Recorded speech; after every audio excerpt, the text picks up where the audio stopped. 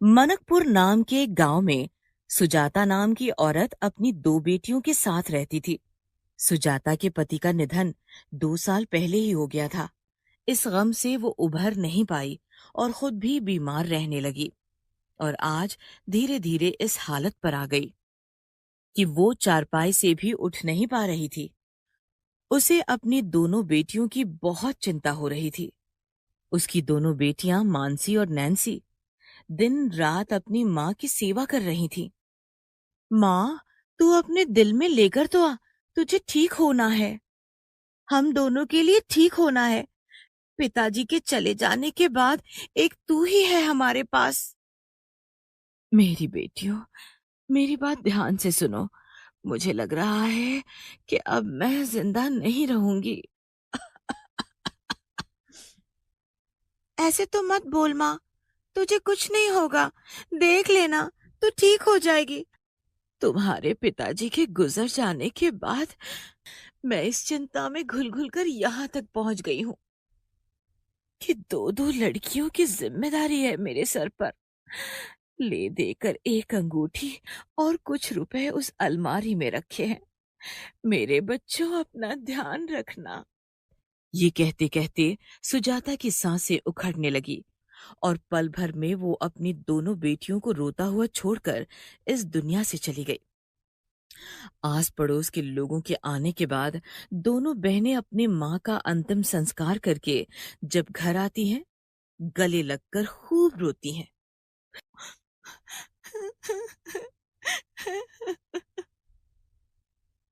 हम अनाथ हो गए मेरी बहन, हम अनाथ हो गए। दीदी, दीदी, अब हम क्या करेंगे? क्यों हमारी माँ को भग क्यों हमारी माँ को भगवान ने छीन लिया? इससे तो अच्छा होता हमें भी अपने पास बुला लेते। दोनों बहनें और जोर जोर से रोने लगती हैं। पड़ोस में रहने वाली जानकी दोनों को खाना देकर चली जाती है, पर माँ के गम में वो दोनों खाने को ऐसे ही छोड़कर सो जाती हैं। सुजाता के चले जाने के बाद उस घर में बस एक गाय, एक अंगूठी और कुछ रुपए थे और उनके सामने सारा जीवन। घर में रखे हुए राशन से कुछ दिन आराम से निकल जाते हैं, लेकिन फिर दोनों को अपने जीवन यापन की चिंता सताने लगती है। नैन्सी, मैंने तो अभी अपनी 12वीं खत्म की है। इतने कम पढ़े लिखे को तो कहीं नौकरी भी नहीं मिलती। क्या करूं? कुछ समझ में नहीं आ रहा है। 2 पैसे घर में रखे हैं, वो भी खत्म हो जाएंगे तो हम दोनों क्या करेंगे? ये बात तो बिल्कुल ठीक है दीदी। फिर हम दोनों क्या करेंगे? पर सच बताऊं दीदी, अभी तो मुझे बहुत तेज भूख लगी है और बगैर खाना खाए मेरा दिमाग काम नहीं करेगा। आहा, मैं तो बातों बातों में भूल ही गई हूँ। आलू उबाल के रखे हुए हैं, तू बैठ, मैं पराठे बना देती हूँ। मानसी अपने और नैन्सी के लिए आलू के पराठे बनाती है। फिर वो कटोरियों में दही डालकर खाने के लिए बैठ जाती है। आधा पराठा खाते ही नैन्सी के दिमाग में एक विचार आता है।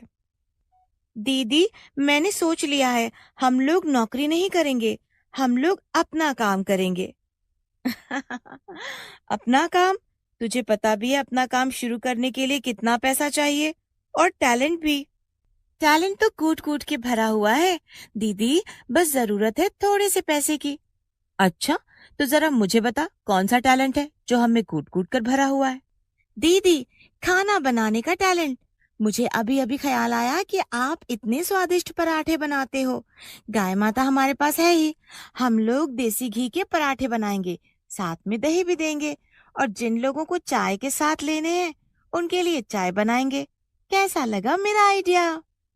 हाँ, आइडिया तो मेरी बहन तुम्हारा बहुत अच्छा है, लेकिन दिक्कत ये है कि हम लोग गांव में रहते हैं, शहर में नहीं। गांव के लोगों के घरों में तो ऑलरेडी शुद्ध घी होता है, भला वो हमारे पराठे क्यों खाने लगे? नैन्सी फिर बहुत सोच विचार करने लगती है। फिर वो अपनी बहन से बोलती है कि जो हमारे गांव के पास रेलवे स्टेशन है, हम लोग वहां पराठे लगाएंगे। मानसी को नैन्सी का आइडिया अच्छा लगता है। दोनों बहनें पैसे गिनती हैं, तो पैसे पूरे नहीं थे और वो अंगूठी माँ की आखिरी निशानी थी। नैन्सी, हम अपनी गाय का बहुत ख्याल रखेंगे, और उसे जो दूध मिलेगा उससे हम लोग अच्छी दही तैयार करेंगे और शुद्ध घी के पराठे बनाएंगे। साथ में चटनी भी रख देंगे और वो भी पारंपरिक सिलबट्टे पर बनी हुई। मैं एक काम करती हूँ, माँ की अंगूठी को सुनार के पास गिरवी रख देती हूँ। जब हमारे पास पैसे होंगे हम माँ की अंगूठी को छुड़ा लेंगे। अगले दिन दोनों बहनें रेलवे स्टेशन पहुंच जाती हैं। वहां जाकर वो अपने लिए एक जगह पसंद करती हैं और फिर वहां एक ठेले पर सामान बेचने वाले के पास जाकर, चाचा, ये रेलवे स्टेशन तो काफी व्यस्त रहता है।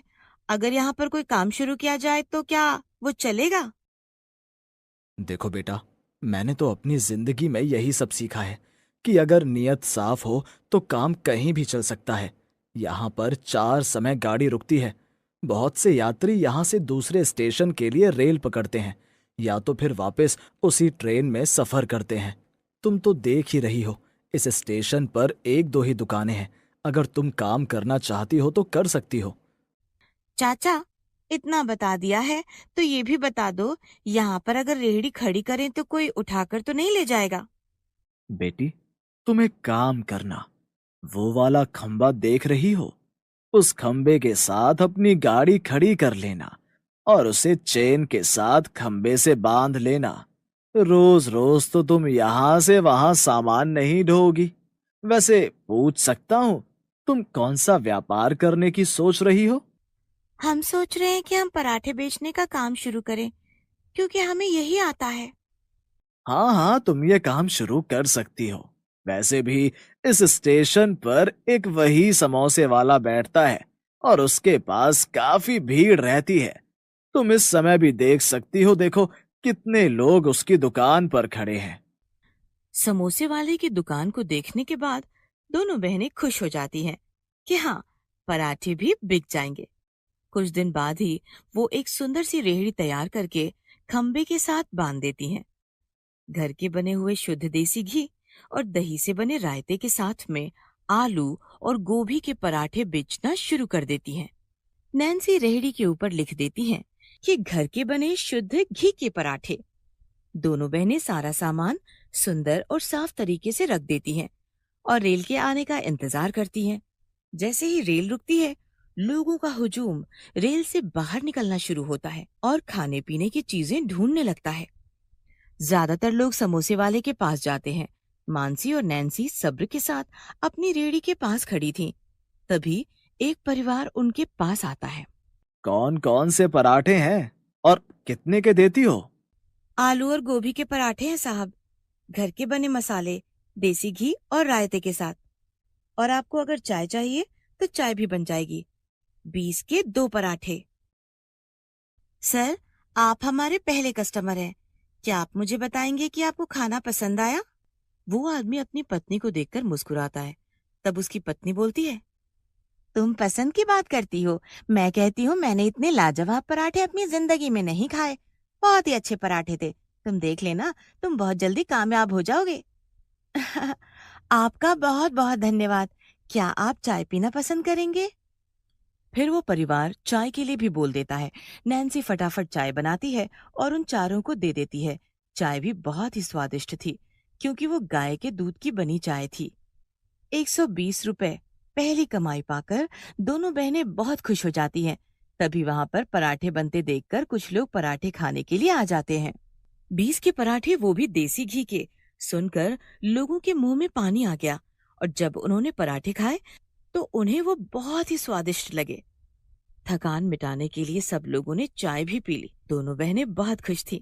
45 मिनट रुकने के बाद ट्रेन वापस वहां से चल दी। मानसी और नैन्सी अपने गले में देखती हैं तो खुशी से उनकी आंखों में आंसू थे। वो फिर जल्दी जल्दी बिखरे हुए सामान को सही तरीके से रख देती हैं और दूसरी ट्रेन का आने का इंतजार करने लगती हैं। तभी वो आदमी उनके पास आकर बोलता है, जिनसे उन्होंने सलाह ली थी। मैंने देखा लोगों ने तुम्हारे पराठे बड़े खुश होकर खाए। तुम जल्द ही कामयाब हो जाओगी। स्वाद इंसान को कहीं भी खींच लाता है। चलो भाई, मैंने देखा बहुत से लोगों ने पराठे खाए हैं। अब तो आलू के पराठे तुम मेरे लिए भी बना दो। हाँ हाँ चाचा, क्यों नहीं, बढ़िया सी मस्त चाय भी पिलाती हूँ। वो आदमी पराठे खाने के बाद में उन दोनों को बोलता है कि सचमुच में तुम्हारे बनाए हाथों के पराठे बहुत ही स्वादिष्ट हैं। और उसके बाद ये गरम गरम चाय तो सोने पर सुहागा है। किंतु उसी स्टेशन पर एक आदमी आज अपने ग्राहकों को किसी और दुकान पर जाता हुआ देखकर थोड़ा सा चिढ़ जाता है, और वो था वो समोसे वाला। कौन है ये दोनों लड़कियां? बड़े शुद्ध घी के पराठे बेच रही हैं। ट्रेन से उतरने वाला हर ग्राहक हमारा हुआ करता था, किंतु आज मैंने देखा कि उसकी रेहड़ी पर भी अच्छी खासी भीड़ थी, और वो भी पहले दिन। साहब, ये मनकपुर की लड़कियां हैं। बेचारी अनाथ हैं, गुजारे के लिए यहाँ पर पराठे बेचने आती हैं। बेचारी? अरे कहाँ की बेचारी? धंधे में जो भी तुम्हारे सामने खड़ा हो जाए वही तुम्हारा दुश्मन है। लगता है मुझे अपने समोसे के साथ साथ पराठे का काम भी शुरू करना चाहिए। क्या मालिक, आप भी कैसी बातें कर रहे हो? वो लड़कियां तो थोड़े दिन काम करेंगी, फिर शादी करके कहीं और चली जाएंगी। आपने पहले भी तो पराठे शुरू किए थे, लेकिन याद है ना कितना नुकसान हुआ था। आप समोसे अच्छे बनाते हो साहब, वही बनाओ। उधर शाम तक दोनों बहनें पराठे बेचकर अपना सारा सामान खत्म कर चुकी थी, पर पहले दिन की कमाई से भी बहुत खुश थी। धीरे धीरे रोज अब उनके पराठे काफी फेमस हो गए। जो लोग पराठे खाकर गए हुए थे वो वापसी में जब भी सफर करते तो यहाँ के पराठे जरूर खाते। और तो और वो अपने रिश्तेदारों को जो उसे स्टेशन पर उतरने वाले होते थे उन्हें भी कहते थे कि कभी वहां से गुजरो तो उनके पराठे जरूर खाना। मानसी और नैन्सी दोनों बहनें अच्छी तरह अपने काम को संभालते हुए आगे बढ़ने लगी, और एक समय ऐसा आया कि उन दोनों की फोटो उनके काम के साथ अखबार में छपी कि दो अनाथ बहनों ने अपनी कड़ी मेहनत से अपना एक सफल व्यापार खड़ा कर लिया है। और फिर एक दिन दोनों बहनें सुनार के पास जाकर अपनी माँ की अंगूठी वापस ले आती हैं। मेरी बहन, सही मायनों में आज हम लोगों ने सफलता प्राप्त कर ली है, क्योंकि हम अपनी माँ की आखिरी निशानी को घर ले आए हैं। दोनों बहनें खुशी खुशी गले लग जाती हैं और अपनी माँ की अंगूठी को देखने लगती हैं। बरखा और रोशनी के ऊपर से उनके माता पिता का साया उठ चुका था। दोनों बहनें अपने मामा मामी के पास रहती थी। वैसे तो उनके मामा मामी दोनों को बहुत प्यार करते थे, लेकिन उसके मामा बहुत गरीब थे। अचानक से आए इस खर्च को वो संभाल नहीं पा रहे थे। उनके अपने भी खुद के 2 बच्चे थे। इस तरह एक भरा पूरा परिवार हो गया था। रोशनी और बरखा काफी बड़ी थी, इसलिए उसके मामा मामी को उन दोनों की शादी की चिंता भी सता रही थी। एक दिन मामा मामी दोनों बात कर रहे थे, तभी बरखा उनकी बात सुन लेती है। बरखा और रोशनी है तो हमारी ही बच्चियां, लेकिन उन दोनों की शादी की फिक्र मुझे रात दिन सताई जाती है। हम लोगों की आमदनी भी इतनी नहीं है, और अगर ज्यादा दिन घर में बिठाकर रखेंगे तो सब लोग कहेंगे कि लड़की की शादी नहीं करना चाहते। मैंने अपने ऑफिस में बात की थी, लेकिन अभी तो मेरा दूर दूर तक भी सैलरी बढ़ने का कोई चांस नहीं है। न जाने इन दोनों लड़कियों की किस्मत में क्या है।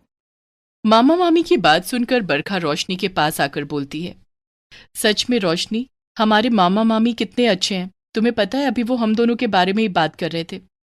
सचमुच में हमने तो इस तरफ ध्यान ही नहीं दिया। घर के खर्चे कितने बढ़ गए हैं हम दोनों के आने से। इनकी आर्थिक स्थिति बिगड़ रही है। हमें भी मामा मामी का हाथ बटाना चाहिए। मैंने अपनी 1-2 सहेली को नौकरी के लिए बोला हुआ है, लेकिन इतनी जल्दी नौकरी कहाँ मिलती है, तू तो जानती है। क्यों ना फिर हम लोग अपना काम शुरू करें। अपने काम में तो बहुत पैसे लग जाएंगे। अगर इतने पैसे हमारे पास होते तो फिर बात ही क्या थी। तू भी ना रोशनी, हमेशा बड़े खर्चे के बारे में सोचती है। और मैं सोच रही थी कि क्यों ना हम लोग भी मोमोज की अपनी एक छोटी सी दुकान खोल लें। हम दोनों तो कितने अच्छे मोमोज बनाती हैं। कह तो तू सही रही है, लेकिन क्या मामा मामी इस बात के लिए राजी होंगे? मामा मामी को ये तो पता ही है ना कि हमारे बाबा भी मोमोज का काम किया करते थे, तो हमें अच्छे मोमोज बनाने आते हैं। तो मुझे नहीं लगता कि मना करेंगे। एक बार बात तो कर ही लेते हैं। थोड़ी देर बाद दोनों बहनें अपने मामा मामी के पास जाती हैं। मामा मामी, हम दोनों आपसे कुछ कहना चाहती हैं। हाँ मेरे बच्चों, बोलो क्या चाहिए। नहीं मामा, कुछ नहीं चाहिए। बस हम तो आपसे बात करने आए थे। क्या हम लोग कोई काम शुरू कर लें? ये अचानक से बैठे बैठे आए, क्या ख्याल आ गया है? कोई जरूरत नहीं है कोई काम वाम करने की। तुम्हारा मामा मर गया है क्या? भगवान न करे मामा जी, आप कैसी बातें कर रहे हैं। वैसे ही हमारे सर पर माँ बाप का साया नहीं है। हम भगवान से प्रार्थना करेंगे कि आपकी उम्र 100 साल हो। खुलकर बताओ, तुम दोनों आखिर कहना क्या चाहती हो? क्या हमने तुम्हारी किसी चीज में कोई कमी की है? नहीं मामी, तुमने तो सगे माँ बाप से भी ज्यादा प्यार किया है, लेकिन अब ये हमारा भी घर है और हम दोनों चाहती हैं कि हम अपना कोई छोटा सा काम करें। अच्छा, तो तुम दोनों ने ये सोचा कि तुम्हारे मामा तुम्हें पाल नहीं सकते, इसलिए तुम अपना कोई काम करो। कोई जरूरत नहीं है कुछ भी सोचने की। तभी मामा मामी के दोनों बच्चे भी वहां आ जाते हैं। मामी की बड़ी बेटी बरखा की उम्र की थी। बात सुनने के बाद वो भी अपने मम्मी पापा से कहती है, पापा एक बार दोनों की बात तो सुन लो। उन्होंने अभी अपनी बात पूरी भी नहीं की और आपने उन्हें चुप कर दिया। अच्छा बताओ क्या कहना चाहती हो। तब बरखा और रोशनी अपने मामा मामी को मोमोज वाली बात बताती हैं कि वो दोनों मिलकर एक मोमोज की छोटी सी दुकान खोलना चाहती हैं। ये सुनने के बाद मामी तो इस बात के लिए हामी भर देती है, लेकिन मामा नहीं मानते और गुस्से में दोनों को चुपचाप घर में बैठने की सलाह देकर चले जाते हैं। मम्मी, मुझे तो इसमें कोई बुराई नजर नहीं आती। आखिर फूफा जी के मोमोज भी तो कितने फेमस थे और बरखा और रोशनी तो उनकी मदद भी करती थी, इसलिए इन्हें ये काम आता है। सीखने की भी जरूरत नहीं है, बस अपना काम चालू करने की जरूरत है। और नहीं तो क्या, काम शुरू करने में क्या बुराई है। चलेगा तो चलेगा, नहीं चलेगा तो नहीं चलेगा। वैसे नहीं चलेगा इसके चांस बहुत कम है, क्योंकि मेरे इतने सारे दोस्त हैं और मैं उन लोगों को बता दूंगा, फिर वो अपने और दोस्तों को बता देंगे। कुछ भी कहो, काम तो चल ही जाएगा। बरखा दीदी, रोशनी दीदी, आप लोग पापा की बात को इतना सीरियसली मत लो और अपना काम शुरू करने के बारे में सोचो। बुराई तो कुछ भी नहीं है। हाथों में हुनर है तो फिर काम करने में बुराई क्या है? ऐसा करते हैं, हम सब लोग मिलकर तुम्हारे मामा को मना लेंगे और हम भी मदद करेंगे। इस तरह हम भी अपना एक कोई काम शुरू कर लेंगे। सब लोगों का सपोर्ट मिलने से रोशनी और बरखा दोनों बहुत खुश थे। उन्हें कई दिन अपने मामा को मनाने में लग गए और आखिर में मामा मान गए। जगह ढूंढने का काम मामा के बेटे ने किया। बरखा और रोशनी जब उस जगह को देखने गए तो दोनों खुश हो गए, क्योंकि वो जगह बिल्कुल मौके पर थी। आने जाने वाले लोगों की काफी भीड़ थी। तभी वहां एक दादा टाइप आदमी आता है। कई दिनों से मैं तुम लोगों को देख रहा हूँ, इधर आते हो, इधर उधर देखते हो, फिर चले जाते हो। क्या इरादा है तुम्हारा? अगर यहाँ कोई दुकान खोलने का सोच रहे हो तो तुम्हें उसके लिए पहले मुझे पैसे देने होंगे, और वो भी पूरे 10,000 रुपए। हम तुम्हें क्यों पैसे देंगे? इस जगह पर तो कोई भी अपनी दुकान खोल सकता है। यहाँ पर ऐसा कोई रूल भी नहीं है। और तुम होते कौन हो हमें काम न करने देने वाले? लगता है तुम लोगों को समझ में नहीं आया। मैंने कहा ना 10,000 दो और यहाँ पर काम शुरू करो। ये सुनकर वो तीनों घर आ जाते हैं। मामा को जब ये बात पता चलती है तो वो अगले दिन उस जगह पर पहुंच जाते हैं।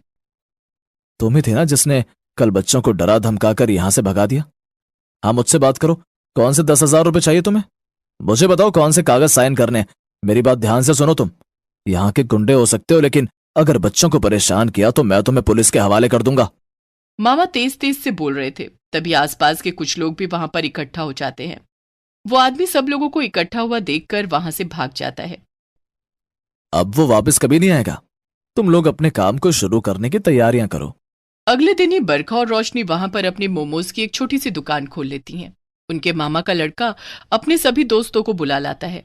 अचानक से मोमोज की दुकान पर इतनी सारी भीड़ देखकर लोगों का ध्यान उस तरफ जाता है और वो लोग भी मोमोज लेने के लिए वहां पर लाइन में लग जाते हैं। देखा दीदी, मेरा आइडिया काम कर गया। आज ही पहले दिन कितनी लंबी लाइन लगवा दी है मैंने। बस मोमोज बहुत अच्छे और चटपटे चटनी के साथ होने चाहिए। बाबा से सीखे हुए हैं मोमोज और चटनी। फिर दोनों बहनें जल्दी जल्दी सब लोगों को मोमोज और चटनी डालकर देने लगी। कुछ लोग वहां पर खड़े होकर खा रहे थे और कुछ लोग पैक कराकर ले जा रहे थे। जो वहां पर खड़े होकर खा रहे थे वो बहुत तारीफ करते हैं। मामा के लड़के के सब दोस्त वाह वाह कर उठते हैं। शाम को अपना सारा काम समेट कर जब दोनों बहनें घर आती हैं। सब कुछ ठीक ठाक रहा ना? उस आदमी ने परेशान तो नहीं किया? इन गुंडे लोगों का काम ही यही होता है। जहां गरीब इंसान देखते हैं उन लोगों को दबाने की कोशिश करते हैं। नहीं मामा जी, वो तो कहीं तक भी दिखाई नहीं दिया। और ये लो आज के पैसे। नहीं मेरे बच्चों, ये तुम्हारी मेहनत की कमाई है। तुम इन्हें अपने पास ही रखो और ध्यान से काम करना और दिल लगाकर। मामी, मामा तो हमारी कोई बात ही नहीं सुनते हैं। ये पैसे आप अपने पास रखो। अगर माँ बाप होते तो हम उन्हीं के पास ये पैसे रखते ना। मामी पैसे ले लेती हैं और दोनों को ढेर सारा आशीर्वाद देती हैं।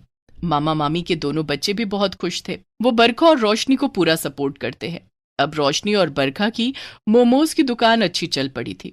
शाम होते ही उनके पास भीड़ लग जाती। दोनों बहनों को 9-10 बजे तक बिल्कुल भी फुर्सत नहीं मिलती थी। जब घर आने का समय होता तो मामा का लड़का उन लोगों को लेने के लिए पहुंच जाता। धीरे धीरे उन लोगों का काम बहुत अच्छा चल पड़ता है और उनके पास में अच्छी खासी सेविंग भी हो जाती है। 1 साल बीत जाता है। तब एक दिन बरखा और रोशनी मामा से कहती हैं, मामा जी, जहां हम दुकान लगाते हैं उसके पीछे वो छोटी सी दुकान खाली हो गई है। हम सोच रहे हैं कि उसे हम किराए पर ले लें, क्योंकि जब बारिश आती है तो हम लोगों को अपना काम बंद करना पड़ता है। आप चलो हमारे साथ और उस दुकान वाले से बात करके देखो। हाँ, ये दिक्कत तो जरूर आती है, लेकिन तुम लोग सोच लो अच्छे से, मैं फिर बात कर लूंगा। दोनों बहनें अच्छे से सोच विचार कर चुकी थीं कि उन्हें अपनी छोटी सी मोमोज की दुकान खोल लेनी चाहिए, ताकि वो और अलग तरह तरह के मोमोज भी बना पाए, जो आजकल के समय में बहुत ज्यादा चल रहे हैं।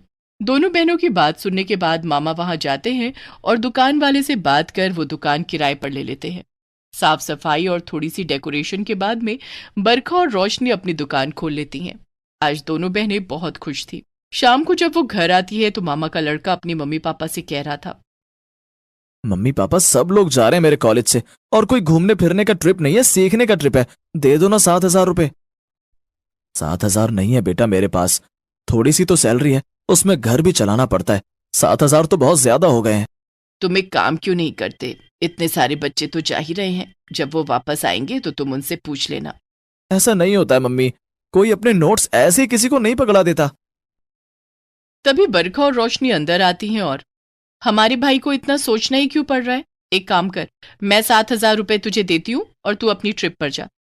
मामा मामी दोनों इस बात पर ऐतराज उठाते हैं, लेकिन फिर दोनों बहनें कहती हैं कि हम सब एक परिवार हैं और एक दूसरे की मदद करके ही हम लोग आगे बढ़ेंगे। इस तरह दोनों बहनों ने अपनी मोमोज की दुकान खोलकर अपना और अपने मामा मामी के परिवार का बहुत ख्याल रखा।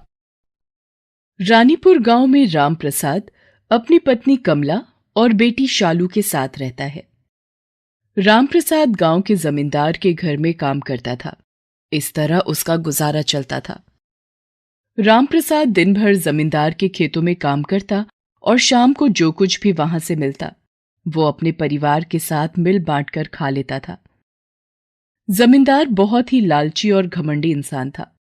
वो अपने यहां काम करने वालों के साथ कभी भी अच्छा व्यवहार नहीं करता था। किसी की तबीयत खराब हो तो भी वो उससे काम करवाता था। सर्दियां भी शुरू हो गई थी और कुछ समय बाद नया साल भी आने वाला था। रामप्रसाद को कभी कभी रात को खेतों में चौकीदारी के लिए सोना पड़ता था। रामप्रसाद के पास पहनने के लिए गर्म कपड़े नहीं थे, जिस वजह से एक बार रामप्रसाद को बहुत तेज बुखार आ गया था। तो वो उस दिन काम पर नहीं गया, तो जमींदार ने अपने एक आदमी को उसको बुलाने भेजा।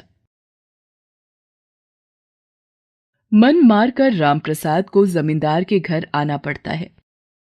रामप्रसाद को देखकर जमींदार कहता है, अरे भाई, यू कहा नाटक लगा रखो है?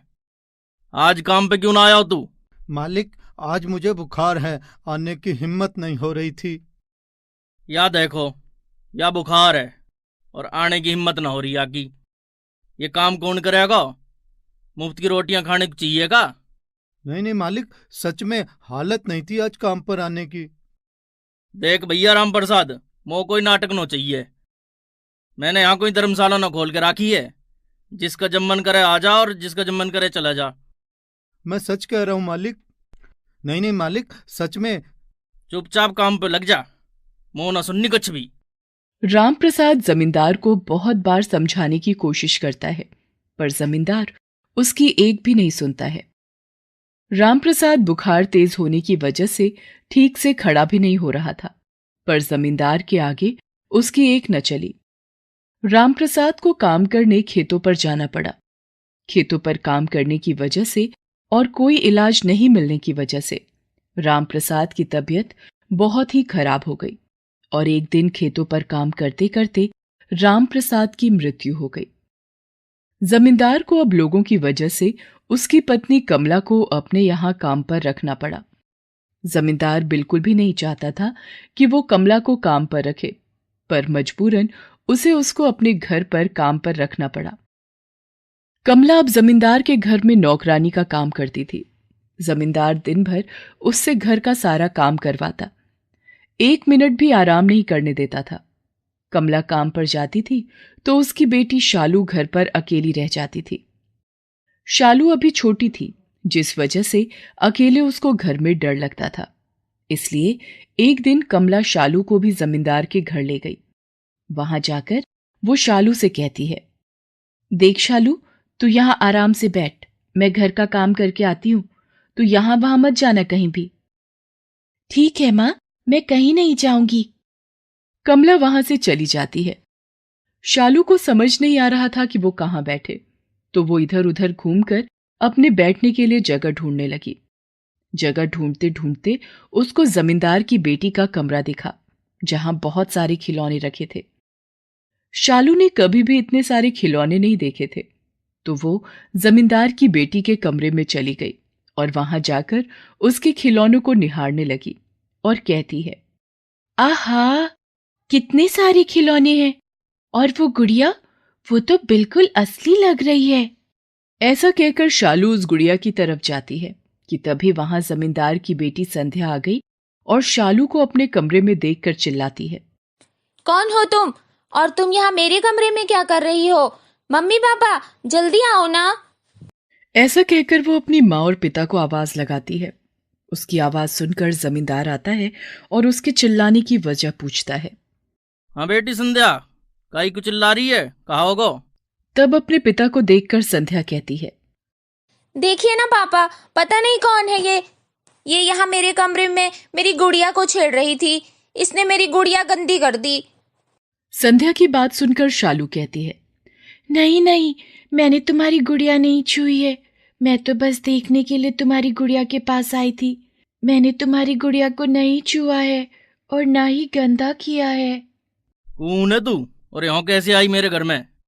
उन लोगों की बहस सुनकर कमला जल्दी जल्दी वहां आती है और कहती है, मालिक, ये मेरी बेटी है शालू। वो ये अभी छोटी है ना, इसलिए घर पर अकेले डर जाती है, इसलिए आज मैं इसको भी अपने साथ लेकर आ गई। अरे तुम्हें मना करो ना मैंने, अपने बच्चे ने लेके यहाँ मत आया करो, अपने बच्चे ने लेके आ जाओ तुम। एक तुम ही बहुत ऊपर मेरे बोझ, एक तो ये तुम्हारी बेटी। इन्हें ये बोले कोने में अपने कान पे चुप लगा के बैठ जा, यहाँ वहाँ ना घूमे। कमला शालू को एक कोने में बिठाकर काम करने चली जाती है। काम करके वो लोग घर चले जाते हैं। रास्ते में वो लोग जब घर जा रहे थे तो वहां सड़क पर एक आदमी लॉटरी की टिकट बेच रहा था। शालू अपनी माँ से कहती है, मामा, हम लोग भी लॉटरी ले लेते हैं ना? नहीं बेटा, हम लोग क्या करेंगे लॉटरी लेकर?